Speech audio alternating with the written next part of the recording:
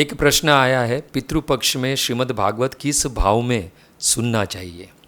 बड़ा सुंदर प्रश्न है। क्यों? परम पवित्र पितृपक्ष चल रहा है और कोई कर्म कांड के बारे में प्रश्न न पूछकर श्रीमद् भागवत के बारे में प्रश्न पूछा जा रहा है। इसलिए पहले तो खूब खूब धन्यवाद। श्रीमद् भागवत श्री कृष्ण की वांग्मयी मूर्ति है और हमारे श्री प्रभुपाद कहते हैं नित्यम भागवत सेवया। श्रीमद् भागवत जी का पठन पाठन तो नित्य होना चाहिए। और हमारे श्री कृष्ण का एक नाम है भावग्रही जनार्दन, यानी इस कृष्ण भक्ति में जो है भाव प्रधान है, ये भाव का राज्य है। और भाव तो ये कहता है कि गुरु गौरांग को प्रसन्न करने के लिए नित्य इस श्रीमद् भागवत का पठन पाठन करना चाहिए।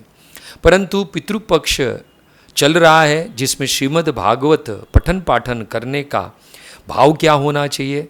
तो भाव ये होना चाहिए कि हमारे पितृ तृप्त और प्रसन्न हो, हमारे पितृओं को सद्गति मिले, हमारे पितृओं को भगवत धाम प्राप्त हो। श्री प्रभुपाद जी के वचन है कि श्रीमद् भागवत भगवान श्री कृष्ण के उन समस्त दिव्य आशीर्वादों को प्रदान करने वाला एकमात्र साधन है।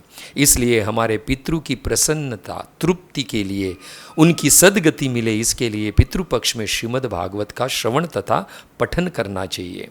पद्म पुराण प्रमाण है, गोकर्ण के द्वारा अपने भाई धंधुकारी को सद्गति प्रदान हो, इसलिए तुंगभद्रा नदी के तट पर श्रीमद् भागवत का पठन पाठन हुआ। गया में जाकर श्राद्ध पिंडदान इत्यादि कर्म कांड करने के बावजूद भी धंधुकारी की सद्गति नहीं हुई। वह श्रीमद् भागवत के श्रवण मात्र से ही धंधुकारी को दिव्य देह प्राप्त हुआ, देवतुल्य बनकर भगवत धाम को प्राप्त हुआ। पद्म पुराण स्वयं भगवान भास्कर, भगवान सूर्यदेव के वचन है, श्रीमद् भागवत मुक्ति वाचनम कुरु।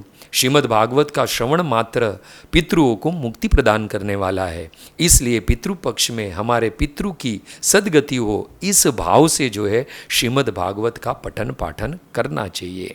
पुनः धन्यवाद एक उत्तम प्रश्न के लिए। हरे कृष्णा।